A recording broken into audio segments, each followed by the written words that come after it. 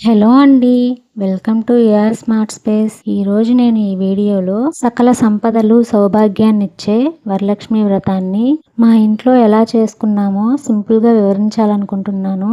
ఈ వరలక్ష్మి వ్రతాన్ని శ్రావణ మాసంలో పౌర్ణమి ముందు వచ్చే 2వ శుక్రవారం జరుపుకుంటారు. ఆడవాళ్లకు పీరియడ్స్ లాంటివి వస్తుంటాయి కదా, ఒకవేళ ఏదైనా కారణాల వల్ల 2వ శుక్రవారం జరుపుకోవడం కుదరని వాళ్ళు శ్రావణ మాసంలో వచ్చే శుక్రవారాల్లో ఏదో ఒక శుక్రవారం జరుపుకోవచ్చు. రేపు శుక్రవారం అనగా ఈ రోజు సాయంత్రమే అమ్మవారి పూజకు అవసరమైనవన్నీ సిద్ధం చేసి పెట్టుకోవాలి. అమ్మవారి అలంకరణకు పువ్వులు, అలంకరణ సామాగ్రి, అలాగే పూజా సామాగ్రి, వరలక్ష్మి అమ్మవారి వ్రతకల్పము, ముత్తైదువులకు వాయనం ఇవ్వడానికి అవసరమైనవి అన్ని, అలాగే అమ్మవారి నైవేద్యాలకు అవసరమైన ముడి సరుకులు సిద్ధం చేసి పెట్టుకోవాలి. వీడియోలో చూపిస్తున్నట్టే కాకుండా నేను ఇప్పుడు చెప్పినవన్నీ ముందు రోజు రాత్రే ఇంటిని శుభ్రం చేసి రెడీ చేసి పెట్టుకున్నాను. అమ్మవారి రూపాన్ని నేను ఈ విధంగా తయారు చేస్తున్నాను. ఒక కొత్త స్టీల్ బిందెని తీసుకొని దానికి పసుపు రాసి బొట్లు పెట్టి దానిలో బియ్యం నింపుకున్నాను. ఆ తరువాత ఇత్తడి కలశాన్ని తీసుకొని దానికి కూడా పసుపు రాసి కుంకుమ బొట్లు పెట్టి బియ్యం నింపుకున్న బిందె పైన పెట్టాను. ఇప్పుడు ఆ కలశానికే అమ్మవారి చేతుల కోసం ఒక చెక్కను కట్టి పెట్టుకుంటున్నాను. ఇప్పుడు అమ్మవారి ఫేస్ పెట్టడం కోసం ఆ కలశం పైన ఒక కొబ్బరికాయకు పసుపు రాసి బొట్టు పెట్టి పెట్టుకుంటున్నాను. అమ్మవారి చీరను ఈ విధంగా రెడీ చేసి ఉంచుకున్న దాన్ని అమ్మవారికి కడుతున్నాను. ఆ తరువాత ఒక్కొక్కటిగా అమ్మవారికి అలంకరణ చేస్తున్నాను. అమ్మవారికి ఎంత బాగా అలంకరణ చేస్తే అంత మంచిగా, అంత నిండుగా అనిపిస్తుంది కదా, అందువలన నేను ఇలా నిండుగా అలంకరించుకుంటున్నాను. అమ్మవారికి ఇలానే అలంకరణ చేయాలని ఏమీ లేదు. మన స్తోమతని బట్టి, మన ఓపికను బట్టి మనం చేసుకోవచ్చు. ఒకవేళ ఇలా అంతగా చేయలేని వాళ్ళు ఒక అమ్మవారి ఫోటోకైనా అలంకరణ చేసి పూజ చేసుకోవచ్చు. నిండు మనసుతో, మంచి మనసుతో, భక్తితో అమ్మవారికి పూజ చేసిన అమ్మవారు అనుగ్రహిస్తారు. ఇంత అలంకరణ చేసి కూడా మన మనసు నిలకడగా లేకపోతే ఉపయోగం ఉండదు కదా. మన శక్తిని బట్టి ఈ విధంగా కూడా అలంకరణ చేసుకోవచ్చని ఈ వీడియోలో చూపిస్తున్నాను. అమ్మవారి జడను కూడా మనమే ఊలుతో తయారు చేసుకోవచ్చు. ఇక్కడ మేము ఈ విధంగా తయారు చేసాము. మొదట అమ్మవారికి పీఠం తయారు చేసి ఆ పీఠంపై ముగ్గు వేసి ఆ పీఠంపై ఒక మంచి క్లాత్ ని వేయాలి. అలా వేసిన తర్వాత అమ్మవారిని ఆ పీఠంపై కూర్చోబెట్టాలి. పూజ మొదలు పెట్టడానికి ముందు ఇంటి గడపలకు పసుపు రాసి బొట్లు పెట్టి అలంకరించుకోవాలి. మన పాదాలకు కూడా తప్పనిసరిగా పసుపు రాసుకోవాలి. మొదట పసుపు గణపతిని తయారు చేసుకోవాలి. ఈ శ్లోకంతో పూజ మొదలు పెట్టాలి. శుక్లాంబరధరం విష్ణుం శశివర్ణం చతుర్భుజం ప్రసన్నవదనం ధ్యాయేత్ సర్వవిఘ్నోపశాంతయే అగజానన పద్మార్కం గజానన మహర్నిశం అనేకదంత భక్తానాం ఏకదంతముపాస్మహే ఏకదంతముపాస్మహే. ఇంకొక విషయం ఏమిటంటే, దీపారాధన చేసేటప్పుడు ఎప్పుడైనా సరే అగ్గిపుల్లతో దీపారాధన చేయకూడదు. సాంబ్రాణి పుల్లకు ఒక ఒత్తిని అంటించి దానితో దీపారాధన చేయాలి. దానిని కైవత్తి అంటారు. గడపలకు పసుపు రాయడం దగ్గర నుంచి ఇప్పటి వరకు చెప్పినవన్నీ నేను ఈ ఒక్క పూజలోనే కాకుండా మనం ఎప్పుడు పూజ చేసుకున్నా వీటిని తప్పక పాటించాలి.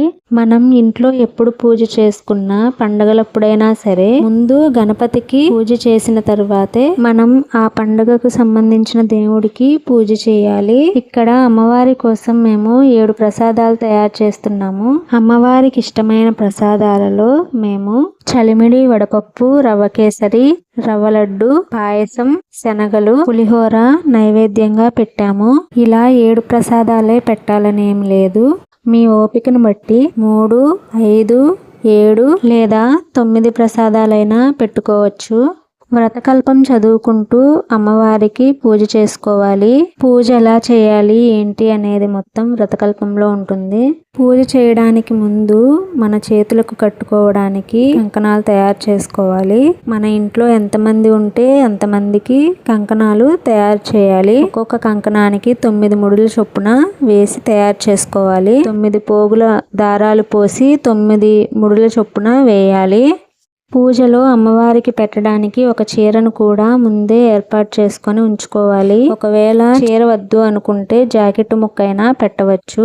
ఇప్పుడు ఒకసారి ఇక్కడ చూడండి, మేము ముత్తైదువులకు పెట్టడానికి వాయనాన్ని ఈ విధంగా తయారు చేసాము. జాకెట్ ముక్కను బ్యాగ్ లాగా ఫోల్డ్ చేసి గాజులను పట్టుకోవడానికి వీలుగా కట్టాము. ఇందులో ఆకు, వక్క, అరటిపళ్ళు, పువ్వులు, గాజులు, పసుపు, కుంకుమ, చిల్లర, ఎండు ఖర్జూరం తాంబూలంగా పెట్టాము. ఇప్పుడు వ్రతకథను తెలుసుకుందాము. వ్రతకథను తెలుసుకునే ముందు ఒకసారి వీడియోకి లైక్ చేసి కొత్తగా వచ్చిన వాళ్ళు ఛానల్ ను సబ్స్క్రైబ్ చేసుకొని రండి. అమ్మవారికి పూజ పూర్తయిన తరువాత అక్షతలు చేతిలో పట్టుకొని ఈ వ్రతకథను విని లేదా చదివి అక్షతలు తలపై చల్లుకోవాలి.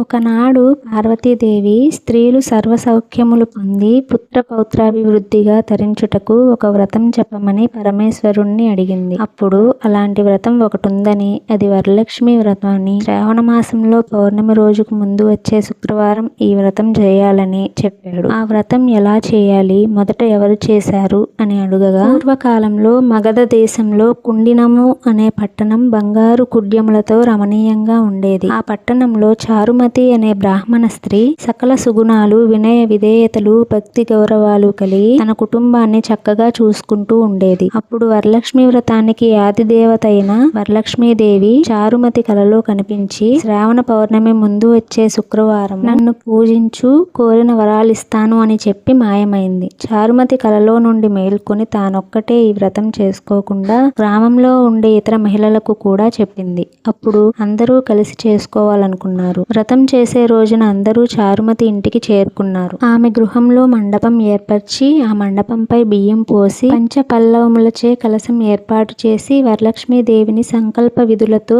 సర్వమంగళ మాంగళ్యే శివే సర్వార్థ సాధికే శరణ్యత్రయంబకే దేవి నారాయణీ నమోస్తుతే అని ఆహ్వానించి ప్రతిష్ఠించుకున్నారు. అమ్మవారిని షోడాపచారాలతో పూజించారు. భక్ష్య భోజ్యాలను నివేదించారు. 9 పోగుల తోరమును చేతికి కట్టుకున్నారు. ప్రదక్షిణ నమస్కారాలు చేశారు. మొదటి ప్రదక్షిణ చేయగానే కాళ్లకు అందెలు గల్లుగల్లున మ్రోగాయి. రెండవ ప్రదక్షిణ చేయగానే చేతులకు నవరత్న ఖచ్చిత కంకణాలు దగదగలాడాయి. మూడవ ప్రదక్షిణ చేయగానే అందరూ సర్వాభరణ భూషితులయ్యారు. చారుమతి యొక్క వరలక్ష్మి వ్రతం ఫలితంగా ఇతర స్త్రీల యొక్క ఇల్లు ధన, కనక, వస్తు వాహనాలతో నిండిపోయాయి. వారంతా ప్రతి సంవత్సరము వరలక్ష్మి వ్రతం చేసి సకల సౌభాగ్యాలతో సిరి సంపదలు కలిగి సుఖజీవనం గడిపి అనంతరం ముక్తిని పొందారు. ఈ కథ విన్నా, వ్రతం చేసినా, ఈ వ్రతం చేసినప్పుడు చూసినా సకల సౌభాగ్యాలు, సిరి సంపదలు, ఆయురారోగ్య ఐశ్వర్యాలు సిద్ధిస్తాయి అని పరమశివుడు పార్వతీదేవితో చెప్పాడు. వీడియో ఎలా ఉందో కామెంట్ చేయండి. Thanks for watching.